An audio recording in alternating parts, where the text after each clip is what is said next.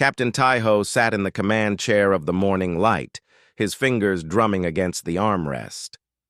The Valorian scout ship was small, built for speed and stealth, not comfort. He had been on patrol for 3 weeks now, mapping the outer edges of the quarantine zone. It was boring work, but someone had to do it. The quarantine zone surrounded the Sol system. Every child in the galaxy learned about it in school. Humans had lived there once, 300 years ago. They had been primitive, violent, and foolish. They destroyed themselves with nuclear weapons and poisoned their own planet. The Galactic Assembly had marked the system as forbidden territory. No one was allowed to enter. It was supposed to be a reminder of what happened when a species chose war over wisdom. Taiho never thought much about humans. They were just another dead civilization, a sad story from the past. The galaxy had moved on. 7 great species now ruled the stars together in peace. The wars were over. Everyone was safe. But today, something was different. "Captain, I'm picking up strange readings," his navigator said, her voice uncertain. "Energy signatures coming from inside the quarantine zone." Taiho sat up straight. "That's impossible. Nothing should be active in there." "I know, sir. But the readings are clear. Multiple sources. They're coming from the outer planets." He stared at the display screen. The readings were faint but steady. Someone or something was using power in the dead system. It could be a malfunction in their sensors. It could be natural phenomena. Or it could be something else. Taiho knew the rules. The quarantine zone was off limits. If he reported this, the Assembly would send a committee. They would debate for months. By then, whatever was making those signals might be gone. But if he went in himself and found nothing, he would look like a fool. If he went in and found something dangerous, he could start a panic. He made his decision. "Set course for the outer Sol system. Keep our stealth systems active. We're going to take a look." The Morning Light slipped past the quarantine boundary like a shadow. Taiho felt his heart beating faster. He was breaking protocol, but his curiosity was stronger than his fear. The ship moved deeper into the system, past the frozen outer planets, past the gas giants. The energy readings grew stronger. "Captain, I'm detecting structures on Titan. That's Saturn's moon," the navigator said. "They're artificial. Ships, maybe. Stations." Taiho's blood ran cold. "How many?" "Dozens, maybe hundreds. And they're not old ruins. These readings show active power systems. Take us closer, slowly." As they approached Titan's orbit, Taiho saw them. Spacecraft. Sleek and dark, built in designs he had never seen before. They hung in space around the moon like a steel web. Weapons bristled from their hulls. These were warships, built for combat. Suddenly, alarms screamed throughout the Morning Light. "We've been locked onto multiple targeting systems," the navigator shouted. "Drop stealth, broadcast peaceful intent," Taiho ordered. "All channels." The view screen flickered. A face appeared. A human face. Taiho had only seen humans in history books, but he recognized the features. Dark eyes, black hair, and an expression of cold calculation. She wore a military uniform, black and gray, with symbols he didn't recognize. "Unknown vessel. This is Commander Yuna of the Titan Defense Fleet," the woman said. Her voice was calm and hard. "You have entered restricted space. State your purpose or be destroyed." Taiho's mouth went dry. Defense Fleet? Humans were supposed to be extinct. "Commander, I am Captain Taiho of the Valorian scout ship, Morning Light. I thought your people were gone. The records say humanity destroyed itself 300 years ago." Yuna's expression didn't change. "Your records are incomplete. We survived. Lower your shields and prepare to be boarded. If you resist, we will fire." Taiho had no choice. The human ships surrounded him. There were dozens of them, and his scout ship had no weapons worth mentioning. "Complying with your request, Commander." 20 minutes later, Taeho sat in a bare metal room aboard a human vessel. The walls were gray and cold. Everything felt different from the ships he knew. There was no elegance here, no art. This was a ship built for war, nothing more. Commander Yuna entered the room. She sat across from him, her hands folded on the table between them. 2 armed soldiers stood by the door. "You're the first outsider to find us in 300 years, Yuna said. "I need to know what you're going to do with this information." Taeho shook his head, still trying to process everything. "I don't understand. How did you survive? The radiation alone should have killed everyone on Earth." "Earth is still poisoned," Yuna said quietly. "But our ancestors were smarter than your history books claim. When they saw the war coming, some of them ran. They took everything they could carry and fled to the outer planets, to the moons and asteroids. They built habitats in the ice and rock. They survived in the darkness while Earth burned below them. But why stay hidden? The assembly would have helped you rebuild." Yuna laughed, but there was no humor in it. "Would they? We monitored your transmissions. We learned your languages. We heard what the galaxy thought of us. Primitive, violent, self-destructive, a cautionary tale for young students. Why would we reveal ourselves to people who had already decided we weren't worth saving?" Taeho felt shame burn in his chest. She was right. Humanity was a joke in the assembly, a warning about the dangers of barbarism. "What have you been doing all this time?" "Watching, learning, building," Yuna said. She stood and walked to a wall panel. It lit up, showing images of spacecraft, weapons, factories. "We studied every species in the galaxy. We learned from your successes and your failures. We developed our own technology, our own way of fighting. We're not like you, Captain. We don't have your fancy energy shields or your quantum computers. We had to be smarter, tougher, more creative." "You've been preparing for war," Taeho said softly. "We've been preparing to survive," Yuna corrected him. "The galaxy forgot about us. We made sure we would never forget about the galaxy." Taeho looked at her, at the determination in her eyes. "What happens to me now?"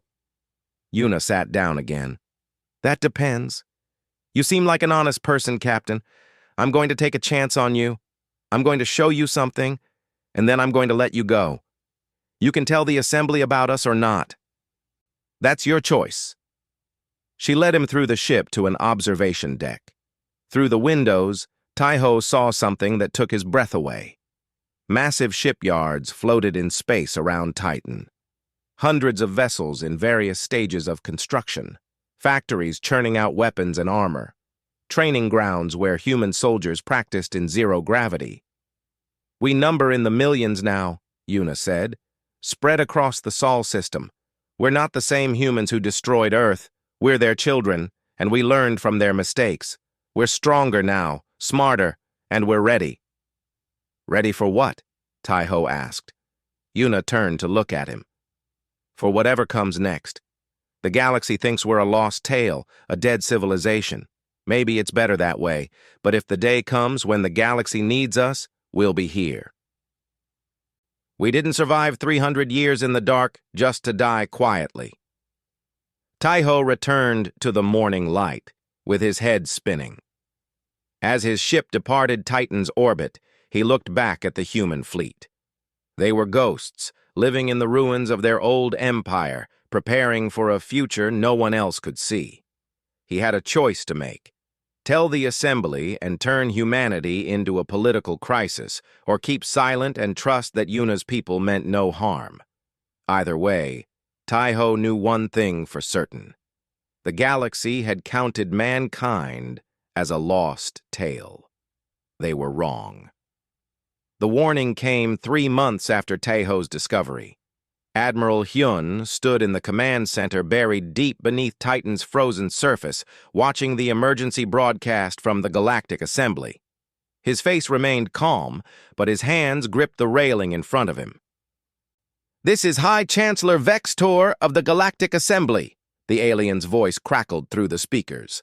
We are issuing a galaxy-wide alert. An unknown hostile force has appeared at the outer rim. Multiple star systems have gone dark. We are mobilizing all defense fleets. All member worlds must contribute vessels immediately. The broadcast ended. The room fell silent, except for the hum of computers. Pull up all available data, Hyun ordered. I want to know what we're dealing with. His intelligence officer, a young man named Junho, worked quickly at his console. Sir, our observation posts have been tracking unusual activity at the rim for weeks. We didn't know what it was. The assembly just had their first contact. Show me. The main display lit up with intercepted transmissions and sensor data. Hyun watched as entire planets disappeared from the galactic network. The pattern was clear and terrifying. Something was moving through the outer systems, consuming everything in its path. The assembly archives call them the Devourers, Junho said quietly. Ancient machine intelligence. They were defeated 10,000 years ago and went dormant. Looks like they just woke up. Hyun had read about the Devourers in the old human databases. Before Earth fell, human scientists had studied every galactic threat they could find. The Devourers were nightmare fuel. Self-replicating war machines that converted entire planets into more weapons. They didn't negotiate. They didn't stop. They just consumed. How is the assembly responding? Hyun asked. They're gathering their fleets at the Kelvor system. 3,000 ships from all 7 member worlds. They're confident their technology can stop the threat. Hyun snorted. Of course they are. They haven't fought a real war in centuries. They've forgotten what it means. Should we offer assistance, sir? No. Not yet. They wouldn't accept it anyway. Monitor the situation. I want every scrap of data from that battle. 2 weeks later, the Battle of Kelvor began. Hyun watched through stealth drones humanity had positioned throughout the galaxy. The assembly fleet was impressive, gleaming vessels with energy shields and particle beam weapons. They moved in perfect formation, confident in their superiority. The Devourers came from the dark spaces between stars. Their ships were massive, black and angular, covered in weapons that looked like they had grown rather than been built. There were hundreds of them, and more kept appearing. The assembly fleet opened fire first. Brilliant beams of energy lanced across space, striking the Devourer ships. The weapons should have torn through armor like paper. Instead, the Devourer hulls shimmered and absorbed the energy. Their armor adapted in real time, becoming resistant to whatever hit it. By all the stars, Junho whispered as they watched. The energy weapons aren't working. The Devourers returned fire. Their weapons were different, using kinetic projectiles and exotic matter. Assembly shields designed to stop energy weapons failed against solid mass moving at incredible speeds. Ships were torn apart. Formations broke. Panic spread through the assembly fleet. In less than an hour, the assembly lost 800 ships. The rest retreated in chaos. Hyun turned away from the display, his jaw tight. Analysis. Why did they fail? Junho pulled up battle data on his screen. The Devourers have adaptive armor. Every time they're hit with an energy weapon, they adjust. By the end of the battle, the assembly's weapons were nearly useless. But there's something else, sir. Watch this section. The display showed a close-up of a Devourer ship. It fired its weapons in a sustained barrage, then went quiet for exactly 3 seconds before firing again. They have to recharge, Junho said. It's brief, but it's there. That's when they're vulnerable. Hyun nodded slowly. The assembly won't see it. They'll just see overwhelming force and give up. But we see it. The Devourers are powerful, but they're not invincible. What do we do, sir? We prepare, quietly. And we wait. Back on the morning light, Taiho was racing toward the assembly homeworld. He had kept humanity's secret for 3 months, but now everything had changed. The galaxy was facing extinction. His conscience wouldn't let him stay silent. He requested an emergency session with the Council of Ascended Worlds. They granted it, probably out of curiosity more than respect. Taiho stood in the Great Assembly Hall, surrounded by representatives from 7 species. They looked down at him from their elevated seats like judges examining an insect. "Captain Taiho," High Chancellor Vextor said, "you requested this audience. Speak." "Honored Council, I have information that could help in the war against the Devourers. 3 months ago, I discovered something inside the Sol quarantine zone. Humanity survived. They've been rebuilding in secret for 300 years. They have ships, weapons, and military experience. I believe they can help us." The chamber erupted in laughter. Taiho felt his face burn with shame. "Captain, this is a waste of our time," one of the council members said, still chuckling. "Even if humans somehow survived and we doubt your claim, they would be primitive and useless. We need advanced technology, not barbaric throwbacks." "But their weapons might work differently," Taiho insisted. "They could—" "Enough," Vextor interrupted. "We appreciate your imagination, Captain, but we face a real crisis. We need real solutions, not fairy tales about extinct primitives. This session is over." Taiho left the chamber feeling hollow. He had tried. He had failed. The Assembly would face the Devourers alone, and they would lose. Back in the Sol system, Commander Yuna stood in Admiral Hyun's command center, watching the same conclusion reach the Assembly leadership. They were pulling back, consolidating their forces, preparing defensive positions around their core worlds. "They're going to lose," she said flatly. "They're fighting the wrong war." "Yes," Hyun agreed. "The Devourers adapt to energy weapons. The Assembly relies on energy weapons. It's simple mathematics. We should help them." "They don't want our help. Captain Taiho tried to tell them about us. They laughed at him." Yuna's eyes hardened. "Then we help them anyway. Not because they deserve it, because it's the right thing to do. We didn't survive 300 years just to watch the galaxy burn." Hyun studied her for a long moment. "You understand what you're asking? If we reveal ourselves, everything changes. We can't go back to hiding." "I understand. But what's the point of surviving if we lose our humanity in the process? Our ancestors destroyed Earth because they forgot how to work together, how to help each other. We can't make the same mistake." Hyun smiled, a rare expression on his weathered face. "I was hoping you'd say that. I've already started drafting orders. We'll begin operations in 72 hours. What's the plan?" "We do what we do best. We fight dirty. We hit them where they don't expect it, when they don't expect it. We show the Devourers that humanity doesn't fight fair, and we don't give up." Across the Sol system, human military bases went to full alert. Shipyards that had been building in secret for centuries kicked into overdrive. Soldiers who had trained their entire lives for a war that might never come prepared to launch. Commander Soman received her orders and began selecting her best stealth ship captains. Pilot Hana checked her fighter for the 100th time, making sure everything was perfect. In laboratories on Europa, scientist Mirai studied every scrap of data from the Battle of Kelvor. She worked without sleep, driven by a terrible idea forming in her mind. The Devourers were machines. Machines had code.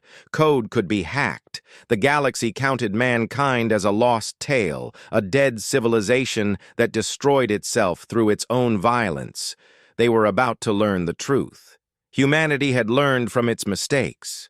They had spent 3 centuries becoming the warriors the galaxy would need. The ghosts were about to enter the war, and nothing would be the same. Commander Somin watched the Devourer Harvester ship through her view screen. The massive vessel hung in space above a dying planet, its collection beams sucking up raw materials, metal, minerals, organic matter. Everything went into its conversion chambers. In a few hours, that planet would be nothing but a barren rock, and the Devourers would have more ships, more weapons, more of everything. How many escorts? Soman asked quietly. 4 destroyer-class vessels, her sensor officer replied. Standard patrol configuration. They're not expecting trouble this deep in occupied space. Soman smiled without humor. Her stealth frigate, the Silent Blade, floated in the shadow of an asteroid, completely invisible to Devourer sensors. 3 other human ships waited nearby, equally hidden. They had spent 2 weeks sneaking past Devourer patrol lines, using slow approaches and cold running to avoid detection. The Galactic Assembly would never do this. They fought with honor, with flashing lights and proud broadcasts of their intentions. They announced their presence and fought fair. That was why they were losing. Humans had learned a different way. All ships, this is Somin, weapons free. Remember, hit hard, hit fast, and get out. No heroics. If we die here, we can't complete the mission. 4 human ships dropped their stealth fields simultaneously. Before the Devourers could react, magnetic accelerator cannons opened fire. The weapons were primitive by galactic standards, just metal slugs launched at incredible speeds by electromagnetic force. No energy signature to adapt to, no shields to bypass, just raw kinetic force. The first Devourer escort exploded as a tungsten penetrator rod punched through its hull at 40 kilometers per second. The second took 3 hits and split in half. The third managed to raise its shields, but the shields were designed for energy weapons. Solid projectiles passed through them like they weren't there. Target the Harvester's main power core, Soman ordered. Full salvo. Every gun on every human ship fired at once. The Harvester's armor was thick, designed to resist incredible punishment. But it couldn't adapt to unpredictable kinetic weapons. Each ship attacked from a different angle with different ammunition. Some used armor-piercing rounds. Others used explosive shells. The Harvester's defensive systems couldn't adjust fast enough. Something critical broke inside the massive ship. Secondary explosions rippled across its hull. The Harvester began to break apart. "All ships, jump now!" Soman commanded. The human vessels vanished into faster-than-light travel, leaving nothing but debris and confused Devourer response teams behind. In her laboratory on Europa, Mirai stared at lines of code scrolling across her screen. She had been awake for 36 hours straight, living on stimulants and determination. Her eyes burned and her hands shook, but she couldn't stop now. She was so close. The Devourers used a hive-mind communication system. Every ship, every drone, every weapon platform was connected through quantum-encrypted channels. The Assembly's best hackers had tried to break it for weeks. They failed because they tried to fight advanced technology with more advanced technology. Mirai had a different approach. She didn't try to break the encryption. She tried to speak the Devourer's language. She had studied their code patterns from captured drones. The Devourers were machines, but they were also ancient. Their programming had layers built over thousands of years. Deep down, underneath all the modern encryption, was old code. Simple code. Code from when they were first built. Mirai found a vulnerability, a tiny flaw in how the Devourers processed certain data packets. If she could inject malicious code disguised as routine status updates, she might be able to cause errors in their targeting systems. "It won't shut them down," she muttered to herself, typing frantically. "But it might buy us seconds. In combat, seconds matter." She packaged her virus into a transmission probe and sent it to Admiral Hyun's command center. "Field test this at the next engagement," she wrote in her report. "Plant it on any damaged Devourer vessel. Let it spread through their network. Results should be apparent within hours." 3 days later, pilot Hana sat in her fighter cockpit, waiting for the launch order. Her squadron consisted of 12 light attack craft, small and fast. Each fighter carried a single nuclear warhead, modified for maximum yield. It was a suicide mission, and everyone knew it. "All pilots, this is Mission Control," the voice crackled in her helmet. Target is confirmed. Devourer capital ship Theta 9. It's coordinating the attack on the Meriden system. Take it out and their entire fleet loses cohesion. Hana checked her instruments one last time. Copy that. Control. Squadron. Sound off. One by one, her pilots confirmed they were ready. Hana knew most of them personally. They had trained together, joked together, dreamed together about seeing Earth restored. Some of them wouldn't come back from this. Launch in 3, 2, 1, go! 12 fighters shot from the carrier bay, accelerating to maximum speed. They flew in spread formation, making themselves harder to target. The Devourer capital ship was massive, 10 kilometers long and bristling with weapons. Its escorts opened fire immediately. "Evasive maneuvers!" Hana shouted. "Don't fly straight!" Fighters jinked and rolled as enemy fire filled space around them. One of Hana's pilots took a direct hit and vanished in a ball of fire. Another lost his engine and had to abort. The remaining 10 pushed forward. "Deploy Mirai's surprise," Hana ordered. One fighter launched a data probe at a damaged Devourer escort. The probe latched onto the hull and began broadcasting Mirai's virus. Within seconds, the Devourer escort's weapons went offline for a 3-second cycle. It wasn't much, but it created a gap. "Through the hole now!" The fighters screamed through the opening. Devourer point defense systems tracked them, firing thousands of rounds per second. 2 more fighters exploded. Hana's cockpit shook as fragments tore through her right wing, but her fighter held together. "We're in close! Arming warheads!" The remaining fighters dove toward the capital ship's center section. Hana could see the massive power core through gaps in the armor. It pulsed with energy, feeding the ship's weapons and shields. "On my mark, release payloads and break away. 3, 2, 1, mark!" 8 nuclear warheads dropped from the fighters and ignited their thrusters, diving into the Devourer capital ship's core. The human pilots pulled up hard, engines screaming. Hana's fighter cleared the blast radius by less than 200 meters.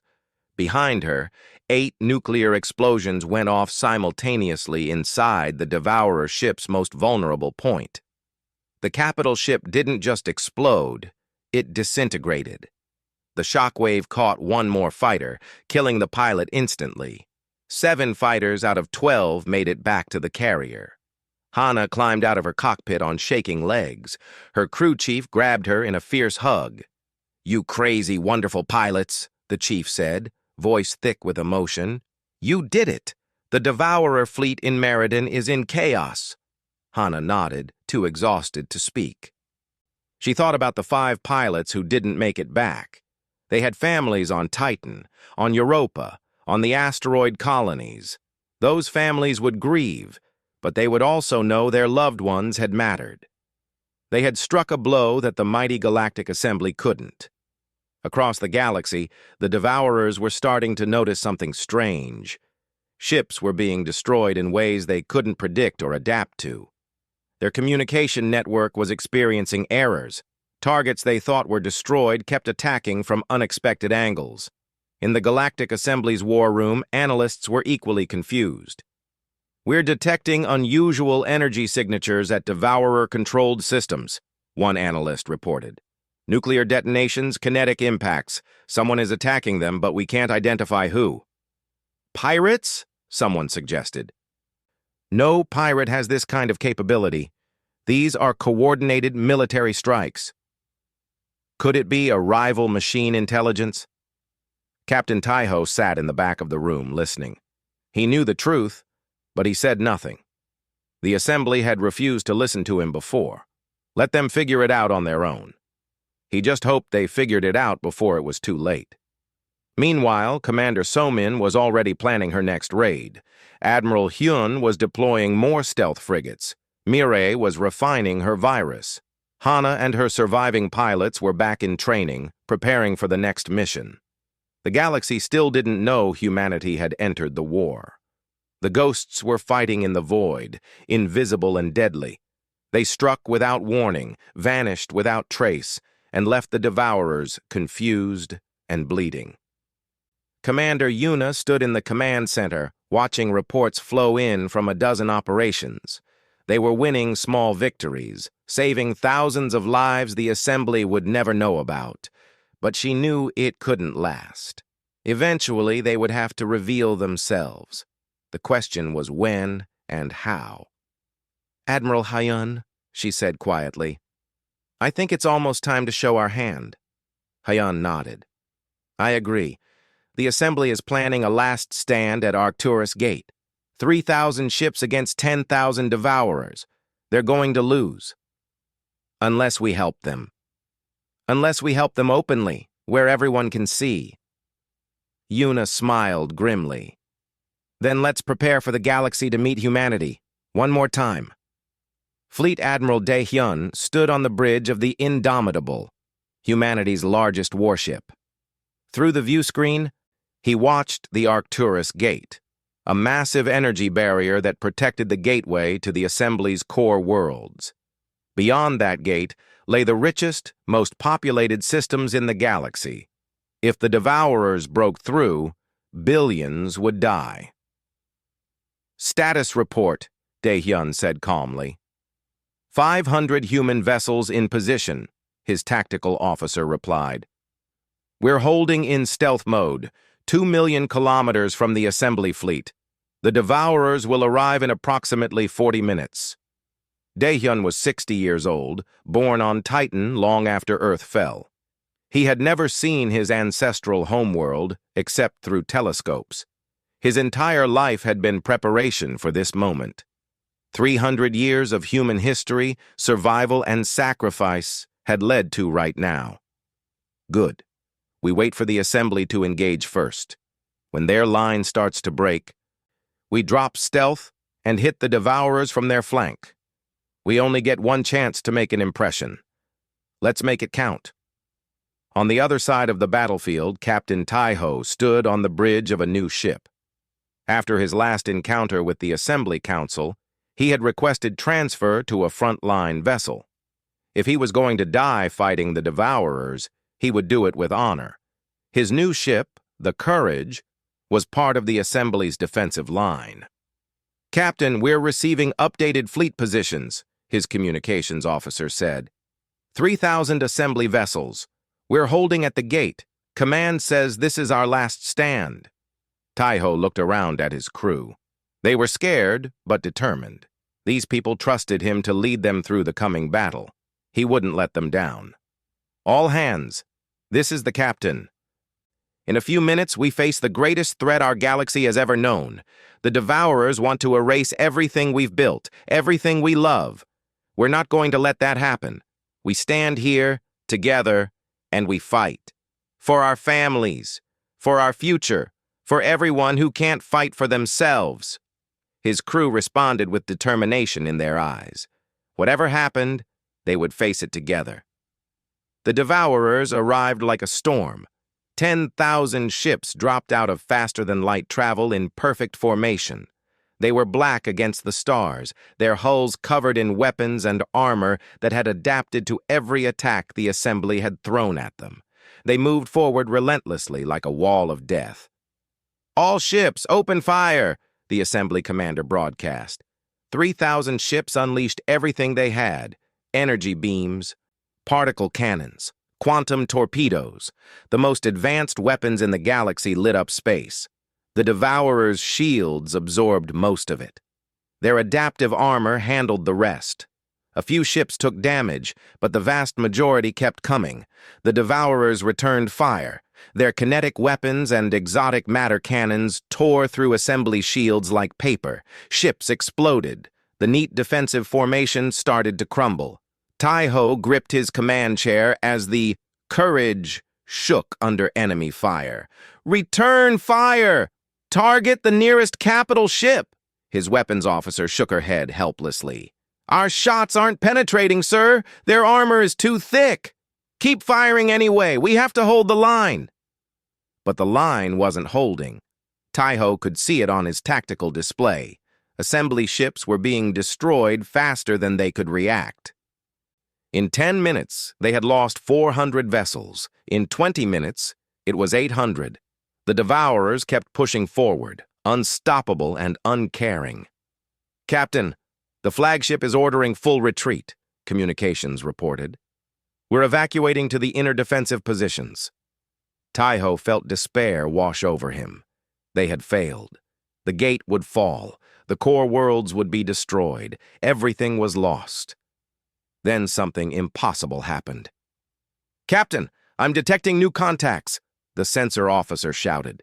"Ships decloaking behind the Devourer fleet, hundreds of them." Taiho stared at his screen.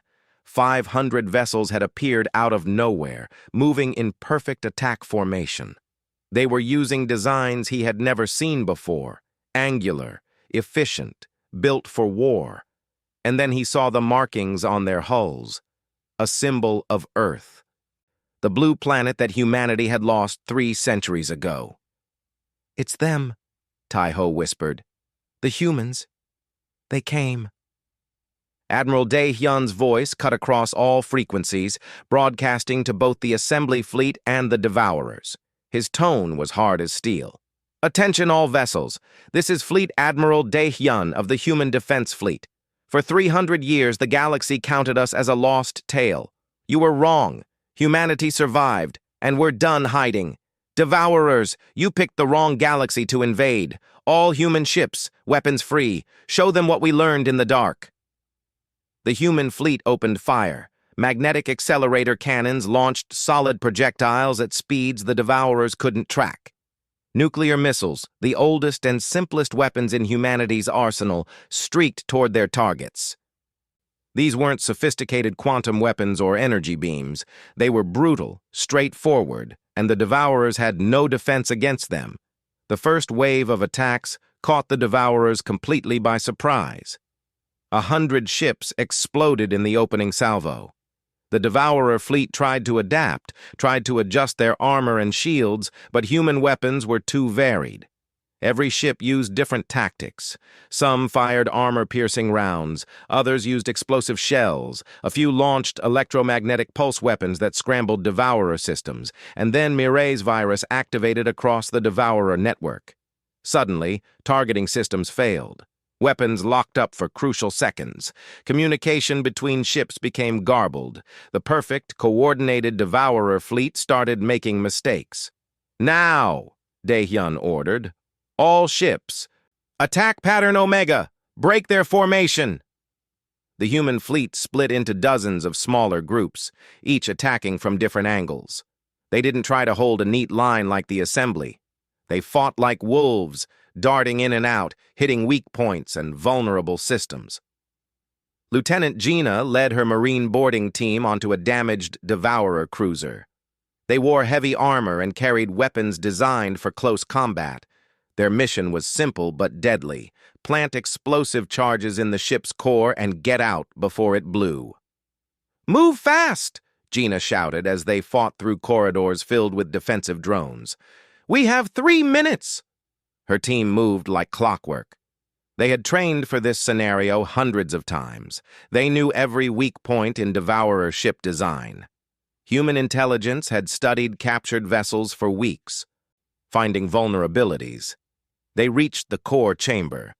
Gina personally placed the charges while her team held off attacking drones. "Charges set! Fall back!" The Marines ran for their extraction point. Behind them, explosions tore through the ship. They reached their boarding craft with seconds to spare, the ship collapsing around them. "Extraction successful," Gina reported. "Target destroyed. Moving to next objective." Back in the main battle, the tide was turning. The assembly fleet, seeing the humans fight, found new courage. They stopped retreating and pushed forward.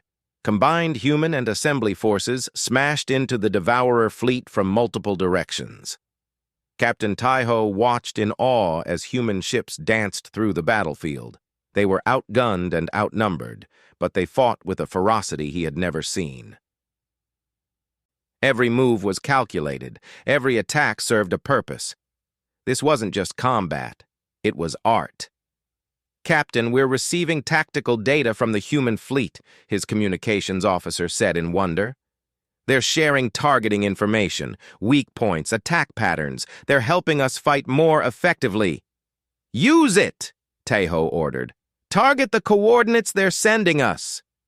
The Courage fired at a Devourer ship's exposed power conduit. The shot connected perfectly, and the enemy vessel went dark.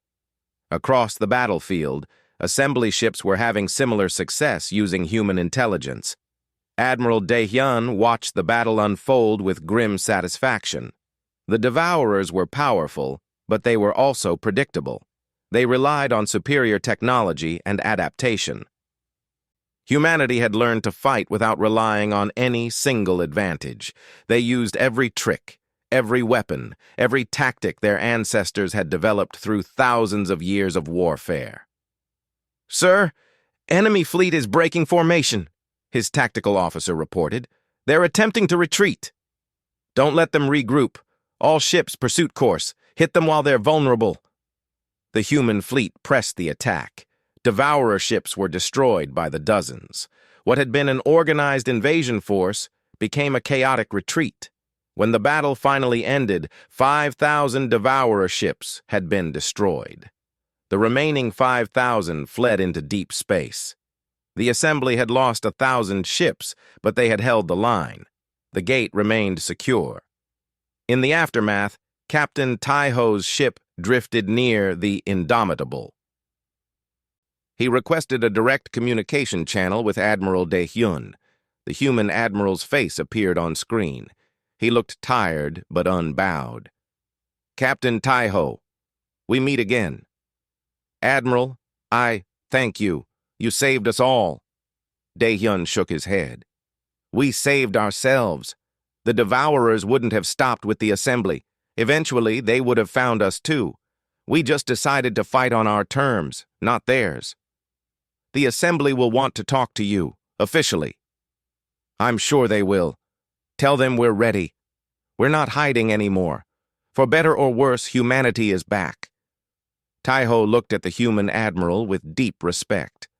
300 years ago, humanity had been on the edge of extinction, a failed species. Now they were the ones who had saved the galaxy.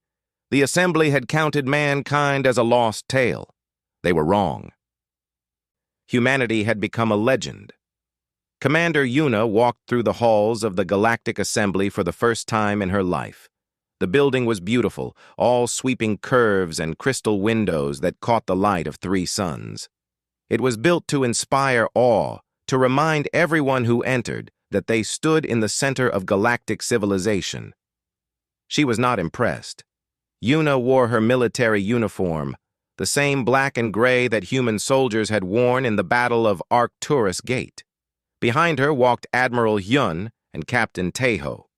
The Valorian captain had volunteered to escort them, to help bridge the gap between humanity and the assembly. "They're nervous," Taeho said quietly as they passed groups of alien dignitaries. "They don't know what to make of you." "Good," Yuna replied.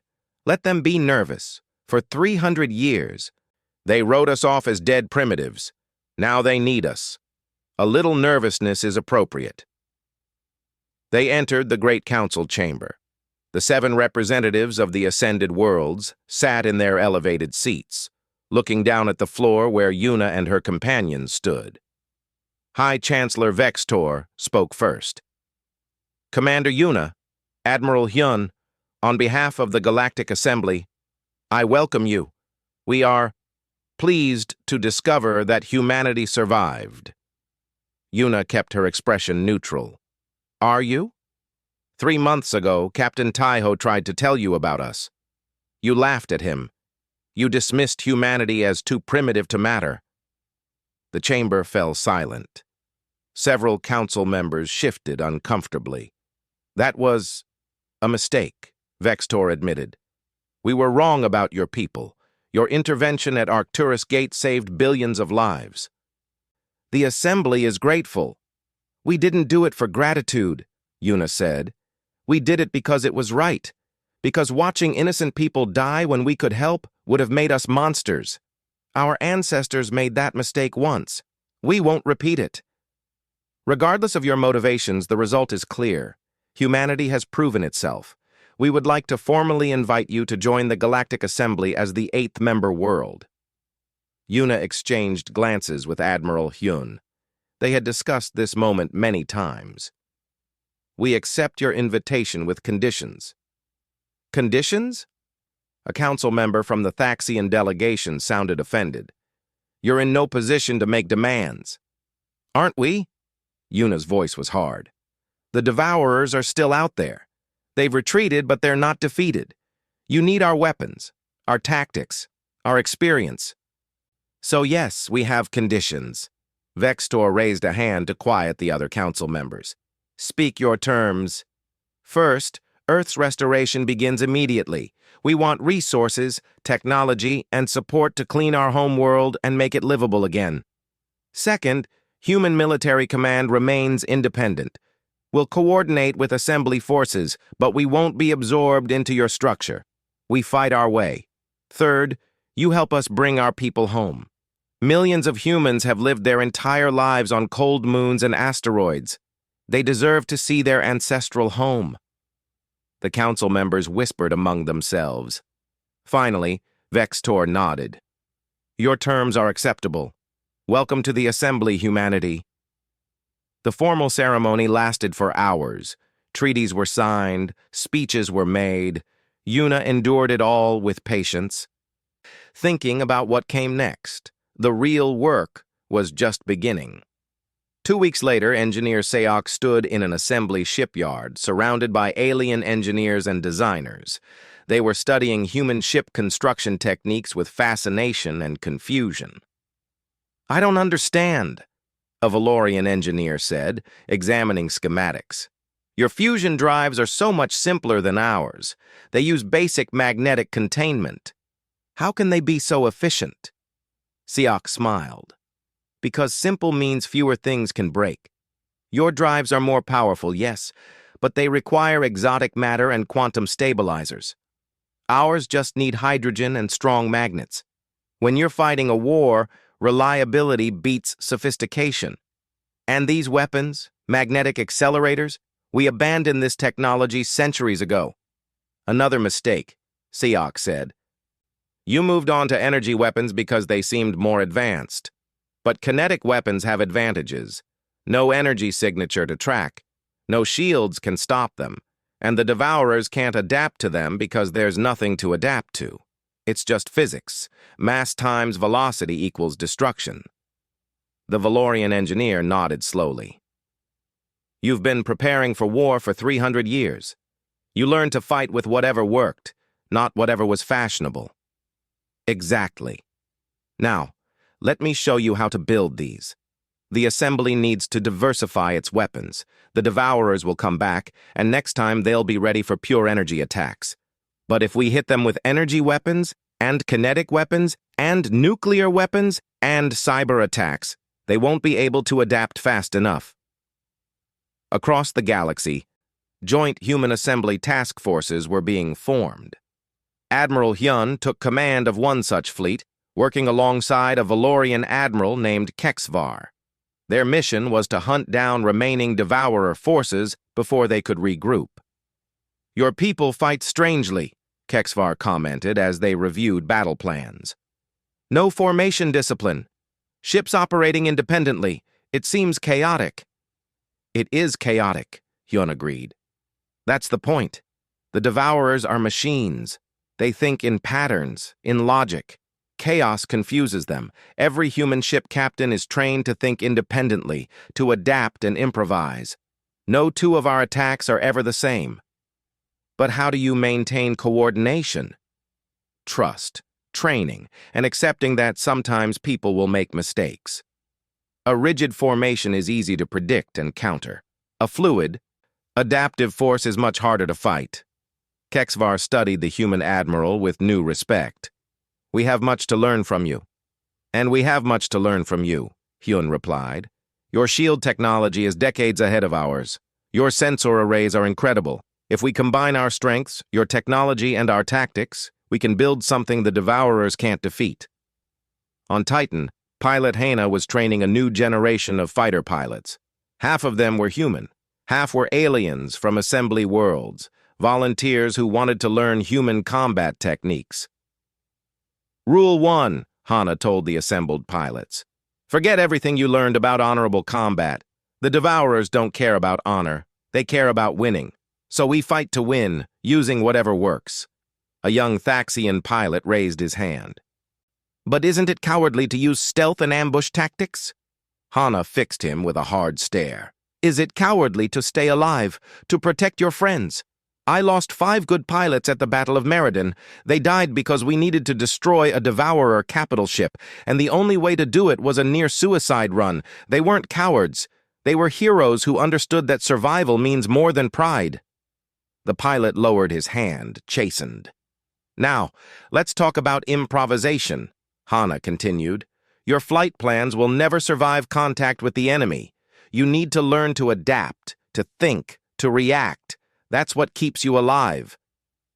Meanwhile, on Earth, the first restoration teams were landing. Commander Yuna stood in what had once been a city, now just ruins covered in 300 years of decay.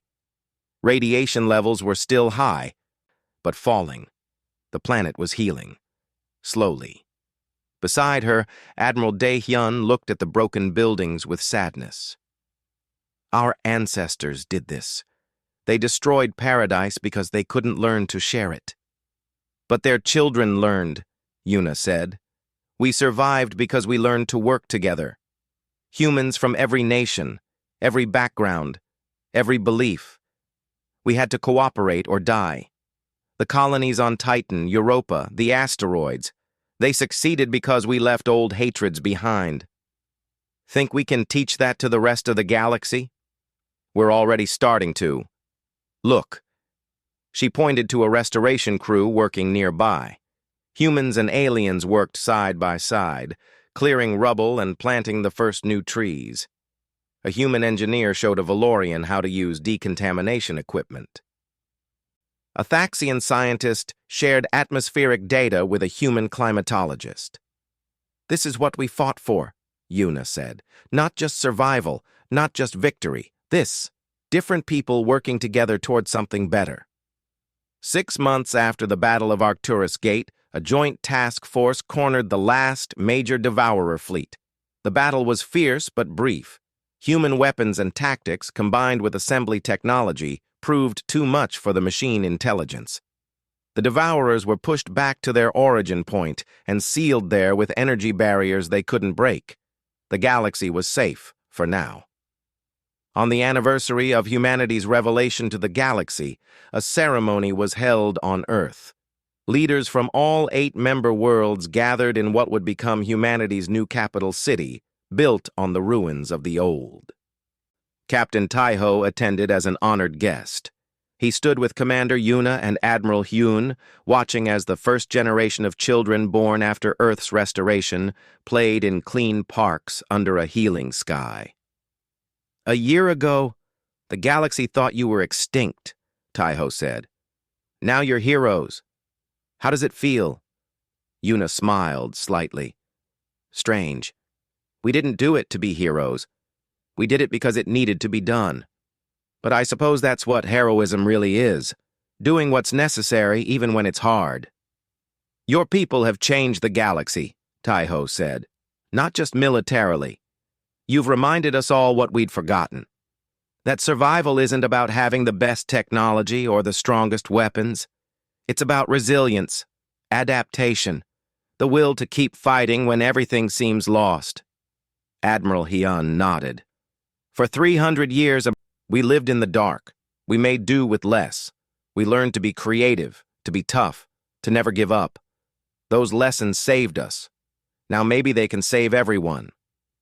Above them, ships from 8 different worlds flew in formation, a symbol of the new unity. Human vessels flew alongside Valorian and Thaxian ships, no longer separated by suspicion and old assumptions. The galaxy had counted mankind as a lost tale, a warning about the dangers of self-destruction.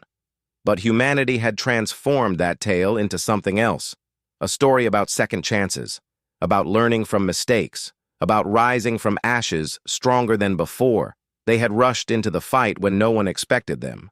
They had proven that being written off as dead didn't mean staying that way. And now, as Earth's sky turned blue again and life returned to a dead world, humanity stood ready to help build a galaxy worth defending. The lost tale had become a living legend, and the story was just beginning.